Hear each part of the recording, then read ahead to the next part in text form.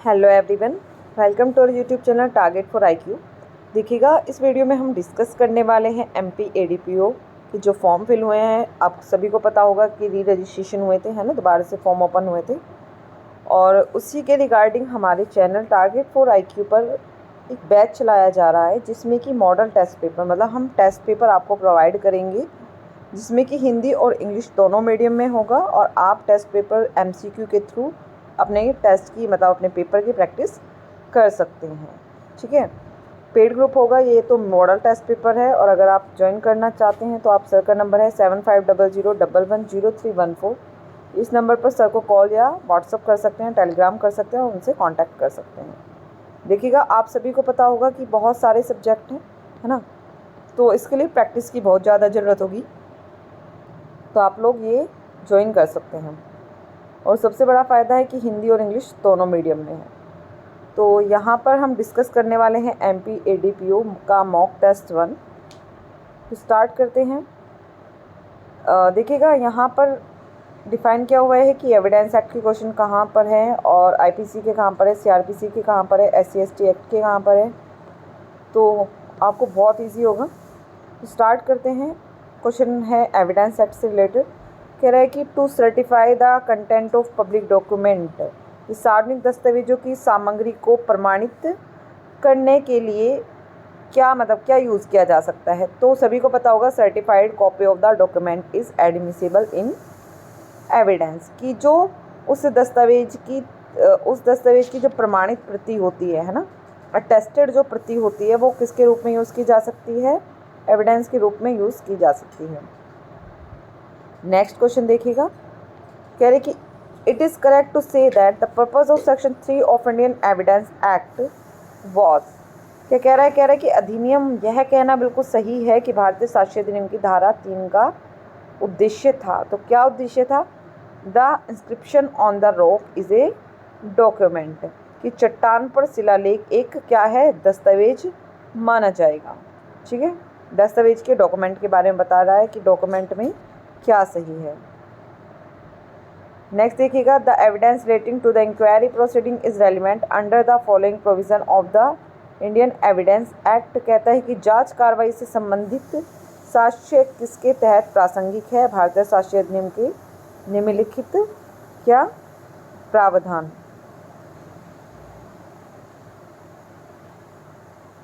तो देखिएगा आंसर क्या होगा। सब इसका जो आंसर होगा वो होगा डी, सेक्शन 9।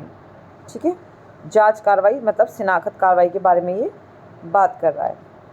अब नेक्स्ट क्वेश्चन देखेंगे।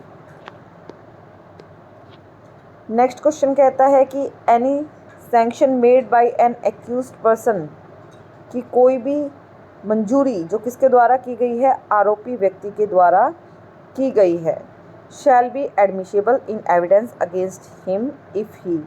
कह रहे कि आरोपी व्यक्ति द्वारा की गई कोई भी मंजूरी, मतलब कोई भी स्वीकृति, उसके खिलाफ साक्ष्य के रूप में प्रयोग की जा सकेगी, स्वीकार्य होगी, यदि वह किस तरीके से की गई हो, has been made in the presence of magistrate while under police custody, कि जब वो कहाँ पर है, पुलिस की अभिरक्षा में है, लेकिन किससे कर रहा है, मजिस्ट्रेट से वो कर रहा है, कि पुलिस हिरासत में रहते हुए एक मजिस्ट्रेट की उपस्थिति में क्या की गई हो, स्वीकृति सह स्वीकृति की गई हो, तो वो क्या मानी जाती है, एडमिसिबल होती है, स्वीकार्य होती है।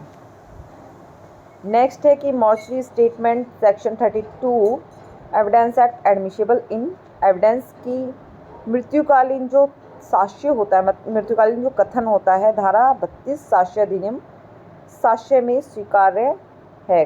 कब स्वीकार्य होगा? कहते हैं कि only when it is recorded, even if it is done to police officer, only when done with a magistrate, only when he done in the presence of a magistrate. कह रहे हैं कि केवल जब इसे दर्ज किया गया है, भले ही एक पुलिस अधिकारी को किया गया है, केवल जब एक मजिस्ट्रेट के साथ किया गया है, केवल जब मजिस्ट्रेट की उपस्थिति में किया जाता है। तो केवल क्या, जब उसे किसी भी तरीके से किसी भी व्यक्ति के सामने किया गया हो, तो वो क्या माना जाएगा, एडमिसिबल माना जाएगा। तो हमारा ऑप्शन होगा ए। और अगर उसे पुलिस अधिकारी से भी किया जाता है तो भी उसे क्या माना जाता है, तो भी उसे एडमिसिबल माना जाता है, रेलिवेंट माना जाता है। नेक्स्ट क्वेश्चन देखिएगा, character of a person means modesty. कह रहे हैं कि व्यक्ति के चरित्र का अर्थ है, व्यक्ति के चरित्र का क्या अर्थ है कि to determine the amount of damage in civil cases, कि व्यक्ति के चरित्र कहाँ पर, ये इसका मतलब क्या है कि व्यक्ति का जो चरित्र होता है वो कहाँ पर सुसंगत होता है, कि दीवानी मामलों में नुकसानी की राशि निर्धारण करने के लिए वो क्या माना जाता है, रेलिवेंट माना जाता है। नेक्स्ट है the joint trial of A and B was done in the crime of killing C. It has been proved that A has sanctioned that I and B have killed C. The acceptance of A. क्या कह रहा है question, कह रहा है कि C की हत्या के अपराध में A और B का संयुक्त परीक्षण किया गया, मतलब जॉइंट उनका ट्रायल किया गया। ये साबित हो गया कि A ने ये स्वीकृति दे दी है कि मैंने और B ने क्या किया था, C को मार डाला था। तो A की ये जो स्वीकृति होगी वो क्या होगी, अदालत B के खिलाफ इस मंजूरी पर क्या कर सकती है, विचार कर सकती है। ठीक है, क्योंकि वो किसकी स्वीकृति है, को एक्यूज्ड की स्वीकृति है। नेक्स्ट क्वेश्चन है कि court will not take judicial notice of, कि न्यायालय किस बात का नोटिस, न्यायिक नोटिस नहीं लेगा। तो किस बात का नहीं लेता है कि fact which is in the person knowledge of the जज in charge of the court. कह रहा है कि अदालत के न्यायालय न्यायिक नोटिस नहीं लेगा, किसका, तथ्य जो अदालत के प्रभारी न्यायाधीश के व्यक्तिगत ज्ञान में होंगे, जैसे हमारे इंडिया के लॉज हैं, है ना, इस टाइप से। और सेक्शन 56 में बताया है कि न्यायालय क्या करेगा, न्यायिक अवीक्षा करेगा, और 57 में वो फैक्ट बताए गए हैं कि किसकी करेगा, है ना, जुडिशियल नोटिस किसका लेगा। फिर नेक्स्ट है कि the fact of which the court shall take judicial notice under section 57 evidence act, कि जिन तथ्यों पर न्यायालय न्यायिक नोटिस लेगा धारा 57 साक्ष्य अधिनियम के तहत, तो किस पर, the court may give an order in its description to certify. कह रहा है, क्या कह रहा है कि अदालत अपने विवेक से प्रमाणित करने का उन्हें आदेश दे सकती है। नेक्स्ट क्वेश्चन है कि 4 photographs of an original seals letter prepared by the same mechanical process, is it accurate to say that, कह रहा है कि उसी यांत्रिक प्रक्रिया के द्वारा तैयार किए गए एक मूल बिक्री पत्र की जो 4 तस्वीरें हैं, क्या यह कहना सही होगा, क्या कहना सही होगा कि प्रत्येक तस्वीर अन्य चित्रों की सामग्री का क्या है, प्राथमिक प्रमाण है। Each photograph is the primary evidence of the content of other picture. ठीक है,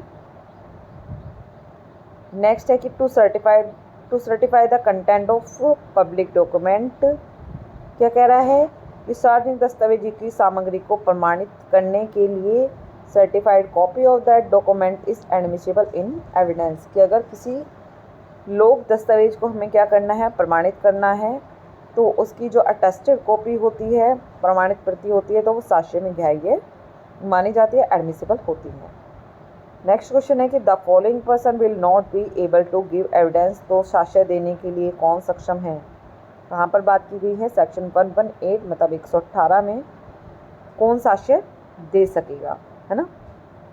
तो यहाँ पर बताया गया है कि in criminal proceeding against a person the wife of that person, मतलब 118 में कौन साक्ष्य दे सकेगा। फिर 119 क्या कहता है, मूक साक्षी भी क्या दे सकते हैं, साक्ष्य दे सकते हैं। और फिर क्या विशेष अधिकार बता दिए गए हैं, है ना, 120 से।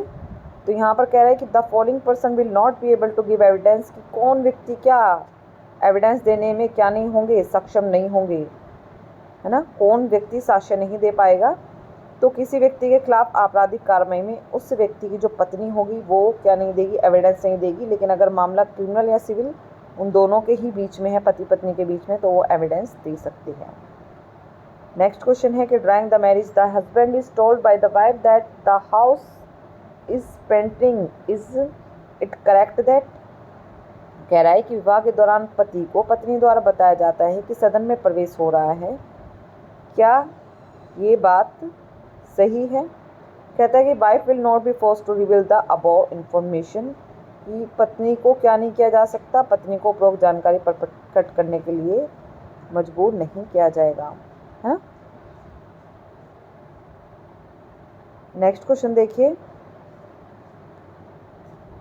कह रहे कि the partner of A, the client of B tells B that I have committed robbery and want to protect you. Is it correct to say that? कह रहा है कि क्या क्या है यहाँ पर B के ग्राहक A के माता पिता B से कहते हैं कि मैंने क्या की है, डकैती की है और आपकी रक्षा करना चाहता हूँ। क्या ये कहना सही है? यहाँ पर क्या क्या है, यहाँ पर बात की जा रही है कि किसको विशेषाधिकार होगा। ठीक है, तो कहते हैं कि B shall not be permitted at any time to reveal the said communication. B को क्या नहीं किया जाएगा, अदालत बी को उक्त संचार प्रकट करने के लिए मजबूर कर सकती है या नहीं कर सकती है ना। नेक्स्ट क्वेश्चन देखिएगा, indicative question can be asked कि जो सूचक पर्सन होते हैं, सांकेतिक पर्सन मतलब कहाँ पर है, सेक्शन 141 में बात की गई है सूचक पर्सनों की। तो कह रहा है कि indicative question can be asked कि जो सूचक पर्सन होंगे वो कब पूछे जा सकते हैं, लीडिंग क्वेश्चन कब पूछे जा सकते हैं। तो कब पूछे जाएंगे लीडिंग क्वेश्चन? तो लीडिंग क्वेश्चन मुख्य परीक्षा और कहाँ पर पूछे जाएंगे, कहाँ पर पूछे जाएंगे, कहाँ पर नहीं पूछे जाएंगे। तो लीडिंग क्वेश्चन कब पूछे जा सकते हैं, तो ये कहाँ पूछे जा सकते हैं, मुख्य परीक्षा और पुनः परीक्षा में भी पूछे जा सकते हैं। कब? जबकि कोर्ट परमिशन दे देती है। ठीक है, अब देखिएगा नेक्स्ट क्वेश्चन कहता है कि under section 376 of the Indian penal code in any prosecution for rape the accused is certified to have intercourse with a woman above the age of 16 years and the question is whether it has been done without the consent of the woman with whom the rape is alleged to have taken place, and the woman in her evidence before the court state that she did not give consent, then is it correct to say? क्या कह रहे हैं कि भारतीय दंड संहिता की धारा 376 के में क्या होता है, रेप होता है, और महिला क्या कह रही है कि मैंने क्या नहीं दी, कंसेंट नहीं दी। ठीक है, तो कह रहा है कि जिसके साथ रेप का आरोप लगाया गया और महिला ने अदालत के समय अपने साक्ष्य में कहा कि उसने सहमति नहीं दी, तो क्या यह कहना सही होगा? तो वहाँ पर क्या नहीं किया जा सकता, महिला से बार बार ये नहीं पूछा जा सकता कि आपने सहमति दी थी या नहीं दी थी। एक बार अगर उसने कह दिया कि उसने सहमति नहीं दी थी तो उसी बात को क्या माना जाएगा, रेलिवेंट माना जाएगा। अदालत यह निर्धारित कर लेगी कि उसने क्या नहीं दी थी, उसने कंसेंट नहीं दी थी। क्लियर है? नेक्स्ट क्वेश्चन देखिएगा, section 34 of the Indian penal code lays down कि जो धारा है इसकी, भारतीय दंड संहिता की धारा जो 34 है, तो वो किसके बारे में प्रावधान करती है, वो क्या है? तो यहाँ पर वो किसके बारे में, संयुक्त जिम्मेदारी के बारे में बात करती है कि अगर सामान्य आशय को लेकर अगर कुछ एक से अधिक व्यक्ति क्या करते हैं, कोई अपराध करते हैं, कोई सामान्य आशय धारण करने के बाद में, तो उनकी क्या जिम्मेदारी होगी, उनकी संयुक्त जिम्मेदारी होगी, जॉइंट रेस्पॉन्सिबिलिटी सभी की मानी जाएगी। तो हमारा आंसर होगा पी। नेक्स्ट क्वेश्चन देखिएगा, an Indian citizen living in Delhi, एक क्या है, भारतीय नागरिक है। ठीक है, जो कहाँ रह रहा है, दिल्ली में। क्लियर है? कह रहा है दिल्ली में रहने वाला एक भारतीय नागरिक है, इस्लामाबाद पाकिस्तान की में क्या कर रहा है, हत्या कर देता है और बाद में कहाँ मिल रहा है, मुंबई में मिल रहा है। तो भारतीय दंड संहिता की धारा 302 के तहत मुकदमा चलाकर उसे कहाँ पर दंडित किया जा सकता है? तो कहाँ पर करेंगे उसे भाई दंडित? उसे दंडित किया जा सकता है मुंबई में, है ना, क्योंकि वो कहाँ पर पाया गया है, मुंबई में पाया गया है, वहीं पर उसका ट्रायल चलाया जा सकता है। नेक्स्ट क्वेश्चन है, words directing the work done in this code for Indian penal code की भारतीय दंड संहिता के लिए इस संहिता में किए गए कार्यों को निर्देशित करने वाले शब्दों के अंतर्गत क्या क्या और क्या आता है? कार्य के साथ साथ उसके बीच में लोप भी आता है ना। स्वैच्छिक कार्य और स्वैच्छिक चूक तक फैली हुई है, मतलब कार्य के साथ साथ लोप भी आता है, ओमिशन भी आता है। नेक्स्ट है कि the essential element of the crime of theft is, कि चोरी के अपराध का अनिवार्य तत्व क्या है? तो यहाँ पर क्या होना चाहिए, बेईमानी पूर्वक उसका क्या होना चाहिए, इंटेंशन होना चाहिए, आशय होना चाहिए फ्रॉड का। ए आंसर होगा। नेक्स्ट है, permanent abolition of hearing is the following offence, की सुनवाई को स्थायी रूप से समाप्त करना क्या है, निम्नलिखित अपराध है? तो टू कॉज सीरियस हार्म, कि अगर किसी को क्या कर देते हैं, किसी को ऐसी चोट पहुंचा देते हैं कि वो क्या, उसको एक कान से परमानेंट क्या हो जाता है, बहरा हो जाता है, तो ये क्या माना जाएगा, ये गंभीर उपहति मानी जाएगी। ठीक है, ग्रीवस हर्ट माना जाएगा। आंसर होगा हमारा ए। नेक्स्ट है, in case of default in giving a penalty in every punishable offence issue with both imprisonment and fine, such imprisonment can be punished. कह रहे हैं कि प्रत्येक दंडनीय अपराध के मामले में कारावास और अर्थदंड दोनों के साथ दंड में देने में चूक करने पर ऐसे कारावास की सजा दी जा सकती है। कैसे कारावास की? ऐसा कारावास ऐसा होगा ताकि अपराधी को उस अपराध के लिए दंडित किया जा सके। क्लियर है?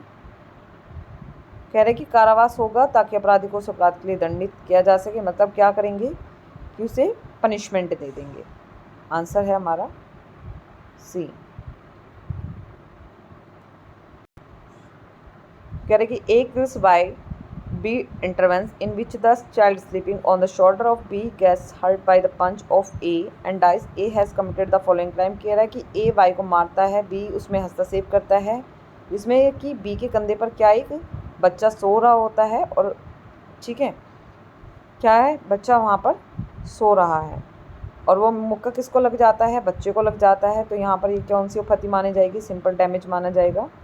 ठीक है, साधारण उपहति मानी जाएगी। हमारा आंसर होगा ए,